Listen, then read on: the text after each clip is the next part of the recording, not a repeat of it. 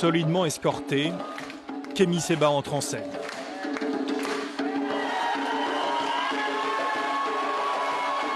Une foule enthousiaste applaudit celui qui se présente comme le nouveau penseur de l'unité et de l'indépendance africaine.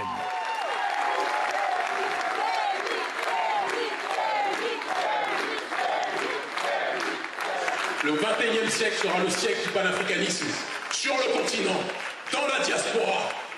C'est nous qui allons donner l'heure partout, même dans ce pays. En Afrique francophone, le discours anti-France prospère. Paris perd du terrain, la Russie avance ses pions. Au Mali, au Burkina Faso, en République centrafricaine, des gouvernements pro-russes ont pris le pouvoir au fil des guerres et des coups d'État. Les rats ne volent jamais. Au contraire, ils ont beaucoup de... La propagande tourne à plein régime. À la manœuvre, le groupe Wagner, présenté en sauveur de l'Afrique.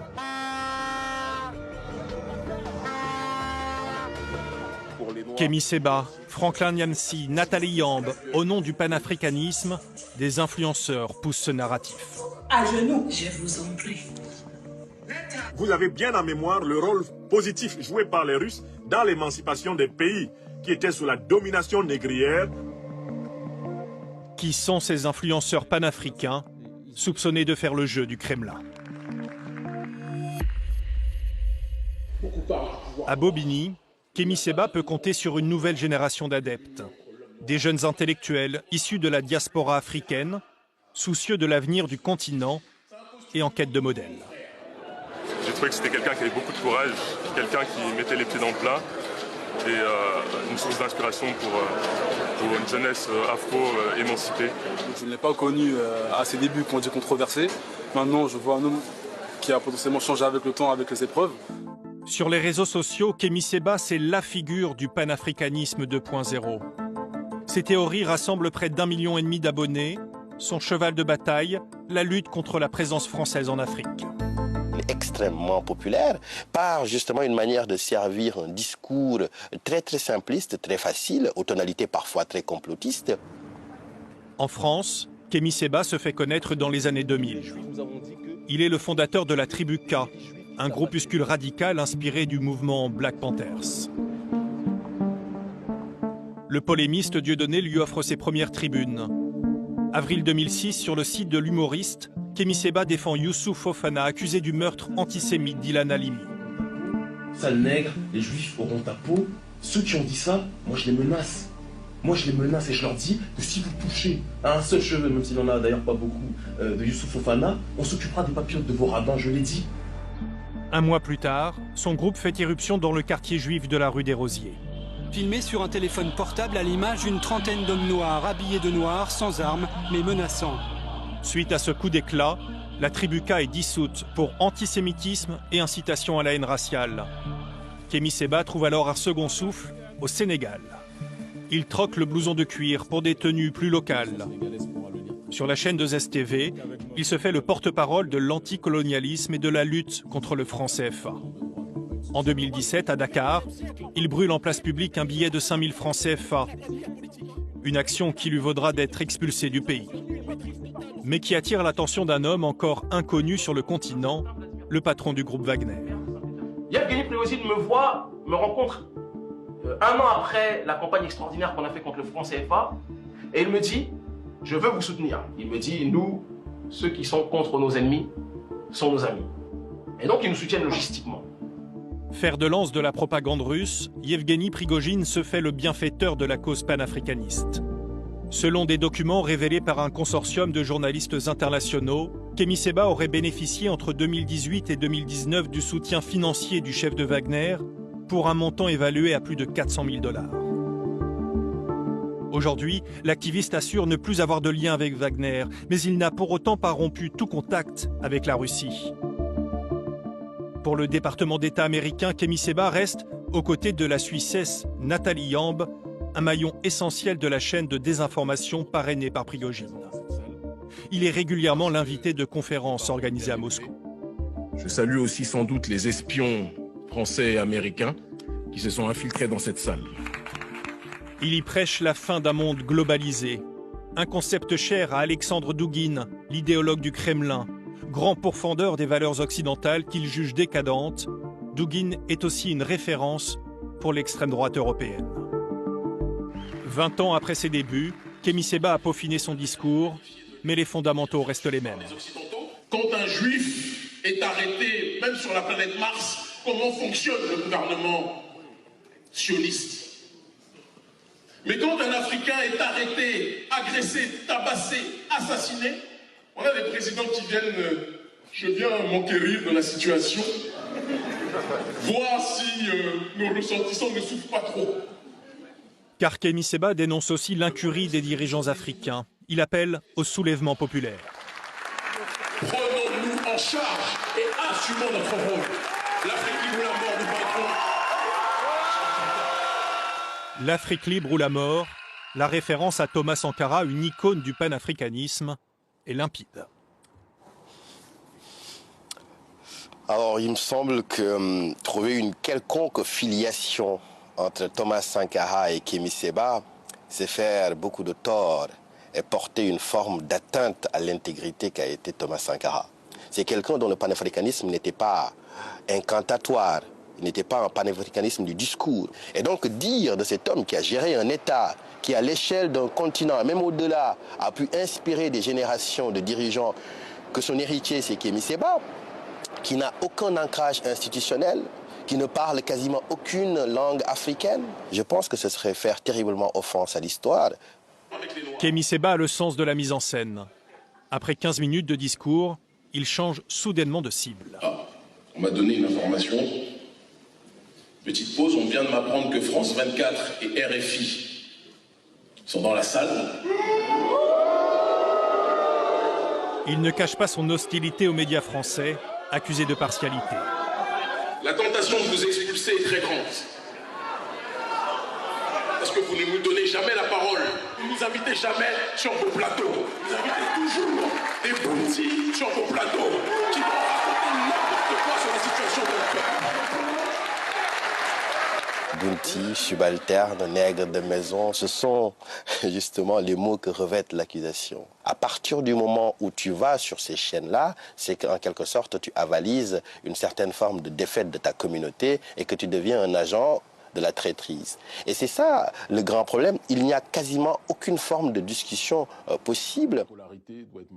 Kémy Séba préfère s'afficher sur les médias russes. Sur la chaîne Russia Today, l'influenceur parle en responsable politique. Il assure la promotion du partenariat prôné par Vladimir Poutine. Bon, la Russie sera partenaire différent des autres à partir du moment où, évidemment, elle évitera les comportements coloniaux de ses prédécesseurs. Je pense qu'il est nécessaire aussi qu'il y ait un transfert de technologie, un deal win-win, gagnant-gagnant, un partenariat gagnant-gagnant dans lequel chacun pourrait se retrouver réellement. Kémy Séba affiche son soutien aux putschistes africains, nouveaux alliés des Russes. Il pose ici avec Assimi Goïta, le leader de la junte malienne. À la tribune, il revendique même un rôle dans les derniers bouleversements géopolitiques. Vous avez vu qu'au Mali, ça a bougé. On y a grandement contribué. Vous avez vu qu'au Burkina Faso, ça a bougé. On y a grandement, avec cette équipe, entre eux et les autres, contribué. Il menace à présent les autres alliés régionaux de la France, comme le président ivoirien. Bientôt, Alassane Ouattara, tu vas comprendre aussi. Ou celui du Sénégal. Bientôt, Macky Sall. Si tu ne laisses pas Ousmane Sonko tranquille, tu vas comprendre aussi.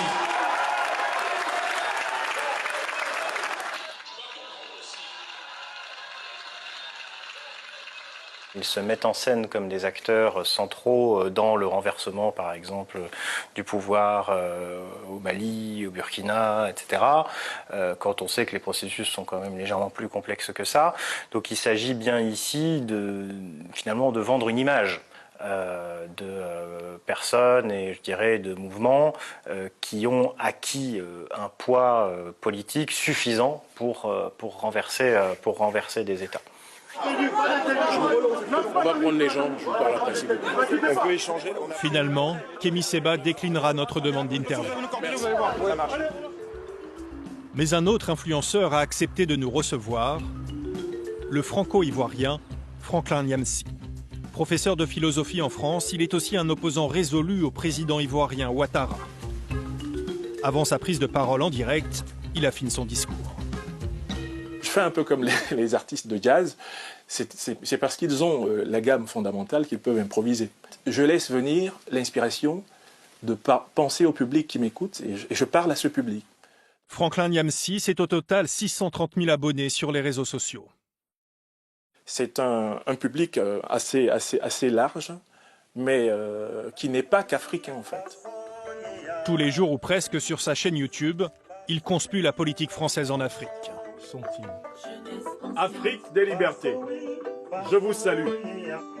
Comment les terroristes se financent-ils en Afrique? Quel est le sujet que je voudrais aborder?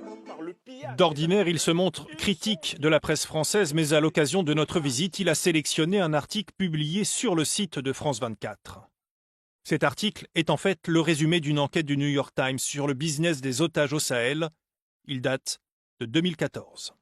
On découvre aujourd'hui que le gros de l'argent qu'ils ont dans leur poche leur vient du commerce des otages et que les plus gros payeurs sont ceux qui disent aux Africains « Nous combattons vraiment le terrorisme à vos côtés ». Non. Comment peut-on avoir perdu 58 soldats français à combattre contre des terroristes auxquels on verse plus de 100 millions de dollars sous couvert de libérer des otages? Ça pose un vrai problème.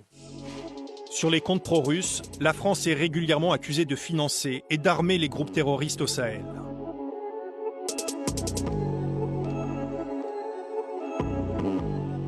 C'est un narratif qui est très ancien et qui ne vient pas des Russes. Le changement qui a été opéré avec l'arrivée des Russes, c'est que, ce narratif est repris extrêmement régulièrement, mais surtout, il faut bien comprendre que ces opérations de désinformation ou d'amplification se nourrissent simplement de cette frustration réelle, de cette incompréhension réelle, de cette critique réelle de la politique française. Sur les pages de Franklin Nyamsi, l'actualité russe occupe une place de choix. Comme Kémy Séba, il affiche sa sympathie pour Alexandre Douguine, l'idéologue du Kremlin. Nous avons retrouvé cette vidéo sur VKontakte, le Facebook russe, une visioconférence organisée par Douguine, à laquelle Nyamsi participe. Je tiens à saluer le professeur Alexandre Douguine et lui dire toute mon amitié et toute mon admiration. L'Afrique l'aime.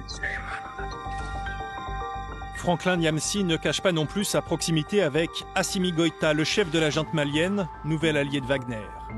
Interrogé sur les exactions des mercenaires russes, il minimise. Wagner est accusé de commettre des exactions qui, comparées aux exactions négrières, coloniales et néocoloniales, sont une goutte d'eau dans la mer. Difficile de dire quelle est la nature réelle du lien entre Nyamsi et Moscou. Face à notre caméra, il réfute catégoriquement être au service du Kremlin. Je ne suis jamais allé en Russie, je ne sais pas parler le russe. Les médias russes, eux, ont compris le rejet dont nous étions l'objet. Nous, les Africains de France, les Franco-Africains, ils ont compris. Il y a une super lucarne. Ils nous écrivent, ils m'écrivent, moi, par mail, pour dire « on voudrait vous interroger sur tel ou tel problème ». Je réponds à l'interview.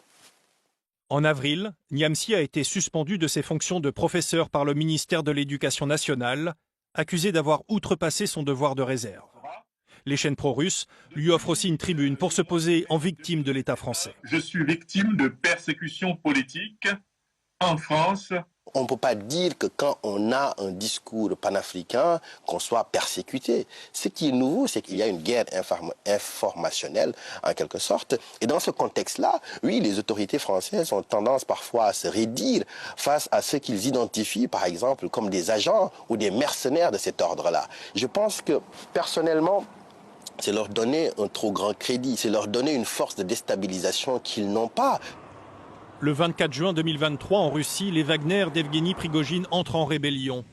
Le divorce est prononcé entre Vladimir Poutine et le chef de guerre en charge de la propagande russe en Afrique. Un des scénarios, c'est que ce monstre, entre guillemets, que le poutinisme a créé et qui est ce système Wagner, ce système Prigojine en Afrique, finalement se retourne d'une certaine manière contre les intérêts du Kremlin. Et donc si ce scénario se confirme, ça veut dire que les Russes vont devoir, le gouvernement russe, l'État russe va devoir trouver de nouveaux relais d'influence.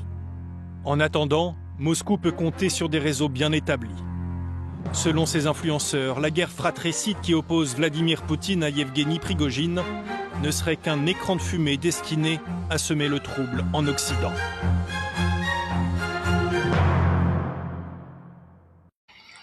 Bonjour à tous ou bonsoir à tous, comment vous allez? Moi je vais bien. Je voudrais intervenir en bande audio aujourd'hui parce que je serai indisponible à l'heure de l'émission. Je voudrais intervenir sur le sujet des propagandes russes en Afrique et aussi la lutte contre le terrorisme et le djihadisme. Alors, vous avez vu ces temps-ci, il y a RFI qui a retransmis une émission relativement aux propagandes russes en Afrique. Comment est-ce que des activistes africains ont été utilisés par le patron de Wagner et la Russie pour instrumentaliser les masses en Afrique et avoir quelques positions. Et les activistes qui sont utilisés sont bien connus. Il y a Kémy Séba, qu'on appelle souvent Demi Kebab, Nathalie Yam ou Nat Ali Jam. Il y a Franklin Yamsi, qui est appelé aussi Franklin de Bamenda. Voilà, donc voici quelques activistes et d'autres. En réalité, la Russie, avec le patron de Wagner, il finance ces activistes-là qui, à leur tour, installent des cellules un peu partout dans les pays africains. Ça a été le cas en Centrafrique, au Mali et je peux dire aussi au Burkina. Et vous avez vu au cours de l'émission, on dit que Kémy Séba, il a reçu un peu plus de 400 000 euros pour pouvoir faire ce travail. Quand vous prenez 400 000 euros, en francs CFA, ça vous donne 262 millions de francs CFA que Kémy Séba a reçu pour pouvoir faire ce travail. Naturellement, il a dû utiliser une bonne partie de cet argent pour entretenir des réseaux dans beaucoup de pays africains et le reste, il a empoché. Voilà une information qui doit retenir l'attention particulière de nos autorités. Et vous avez vu le même Kémy Séba dans le reportage de RFI. Il a menacé le président Alassane Ouattara directement. Alors, tout ceci, parfois, m'amène à me poser la question, pourquoi un activiste franco-béninois qui détient un passeport français, il mène des activités pour déstabiliser des pays africains sur le sol français. Il n'est pas inquiété, il n'est pas interpellé, il est libre de faire ce qu'il veut et jusqu'à présent, il n'y a rien. Nous nous posons la question et nous voulons en savoir plus. Déjà, nous apprenons qu'il y a Nathalie Yam qui a été interdite de rentrer en France. Ça, c'est bon. Franklin Yamsi, lui, on nous dit que son passeport a été retiré. C'est bon. Mais est-ce que des actions plus fortes ne peuvent pas être menées contre ces déstabilisateurs de l'Afrique? Parce qu'il reste très clair. Des gens qui ont la nationalité française, qui résident sur le territoire français, qui travaillent contre les intérêts français, qui reçoivent des financements russes pour déstabiliser les pays d'Afrique francophone et la France ne les expulse pas ou bien la France ne retire pas les nationalités ou la nationalité française à ces indélicats. Vous voyez que parfois, nous nous posons la question 1000 et 1000 fois et nous n'arrivons pas à comprendre. Un Kémy Séba qui mène des actions de déstabilisation comme ça depuis la France, nous pensons que ce n'est pas du tout juste. Il y a cela. Mais ce que nous voulons préciser aujourd'hui, c'est pour dire aux autorités ivoiriennes d'être beaucoup plus vigilantes, mener des enquêtes approfondies pour savoir quels sont les réseaux de propagande russe sur le territoire ivoirien qui ont pour intention de déstabiliser la Côte d'Ivoire. Quels sont les réseaux ou les relais de Kémy Séba sur le territoire ivoirien? Il y a un moment où des individus, au cours d'un meeting politique, avaient porté le drapeau russe. Ils avaient été arrêtés, c'est une bonne chose.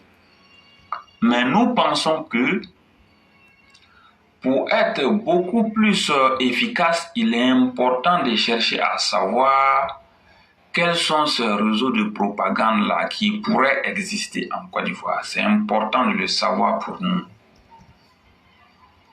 Et si des gens tapis dans l'ombre, manigancent dans ce sens, il faudra être sans pitié et sans état d'âme vis-à-vis de ces indélicats-là. Il faudra, sans autre forme de procès, les mettre aux arrêts et les jeter pour de bon en prison. Il faut que cela se fasse. Les réseaux de Kémy Séba, les réseaux de Franklin Nyamti, les réseaux de Nathalie Yam, les réseaux de propagande russe qui ont pour intention de relayer de mauvaises informations, de révolter les Ivoiriens, de déstabiliser les pays, il faut démanteler ces réseaux-là et il faut les mettre hors état de nuire. Tous ceux qui s'amuseraient à pouvoir faire prospérer ces réseaux, pour nous autres, la situation reste très claire. Il faudra les mettre aux arrêts sans autre forme de procès et les jeter complètement en prison.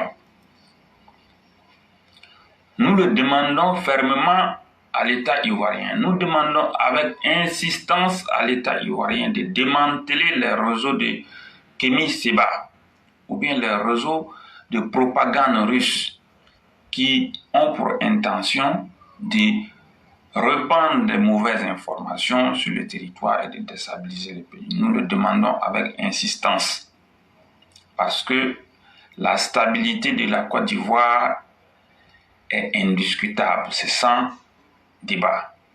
Nous n'allons pas transiger sur la stabilité de la Côte d'Ivoire, ce n'est pas possible. Nous allons rester très fermes et nous allons tout mettre en œuvre pour que ce pays soit en stabilité, en paix et en sécurité. Par ailleurs, vous savez ce qui se passe avec les pays voisins, le Mali, le Burkina et la Guinée, voilà, et aussi parfois le Libéria. Ce que nous voulons dire, il est important de renforcer les contrôles aux frontières ivoiriennes, de sorte à savoir qui entre dans le pays et qui sort. Tous ceux qui sont en règle et qui ont pour intention de venir travailler en Côte d'Ivoire, de venir faire de bonnes choses, ils sont les bienvenus. Mais en même temps, nous voulons en savoir plus. Est-ce que tous ceux qui entrent sont animés de bonnes intentions?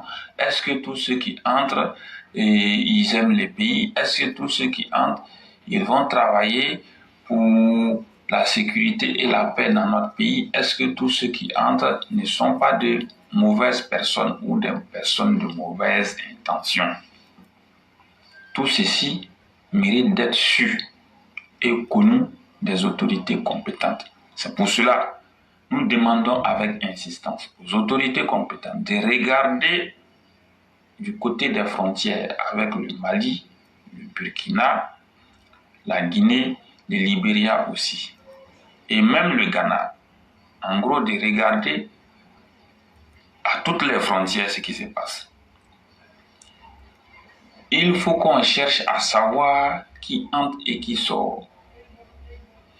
S'il est constaté que des gens qui entrent sont de mauvaises personnes, ou bien sont des personnes qui pourraient nous créer des problèmes, nous pensons tout simplement qu'il faudra empêcher ces mauvaises personnes de rentrer sur le territoire ivoirien et les ramener chez eux. C'est aussi clair que ça. Parce qu'à la fin, nous ne voulons pas de problème. C'est vrai que la Côte d'Ivoire est un pays hospitalier. C'est vrai que la Côte d'Ivoire aime tout le monde presque. Mais en même temps, nous ne pouvons pas accepter que ceux qui viennent pour nous créer des problèmes entrent dans le pays. Nous n'en voulons pas. Donc c'est pour cela qu'il est important de regarder du côté des frontières ce qui se passe. Nous le demandons avec insistance parce que nous sommes soucieux de la stabilité, de la sécurité et de la paix sociale dans notre pays. Nous ne voulons pas que de mauvaises personnes viennent nous créer des problèmes. Parce que nous avons beaucoup souffert. Nous voulons préserver sur le très long terme la sécurité et la stabilité dans notre pays. Ceci est très important. Je vous remercie beaucoup. Portez-vous bien. Excellente soirée. Très bonne émission à tout le monde. Solidement escorté, Kémy Séba entre en scène.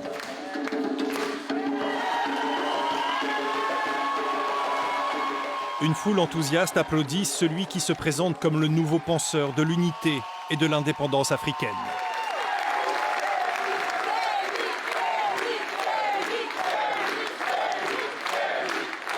Le 21e siècle sera le siècle du panafricanisme sur le continent, dans la diaspora. C'est nous qui allons donner l'heure partout, même dans ce pays. En Afrique francophone, le discours anti-France prospère. Paris perd du terrain, la Russie avance ses pions.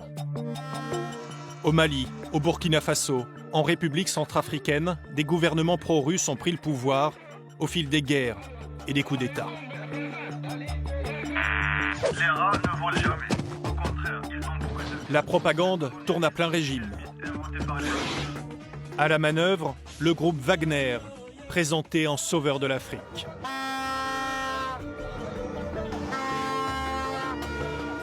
Kémy Séba, Franklin Nyansi, Nathalie Yamb, au nom du panafricanisme, des influenceurs poussent ce narratif. À genoux, je vous en prie.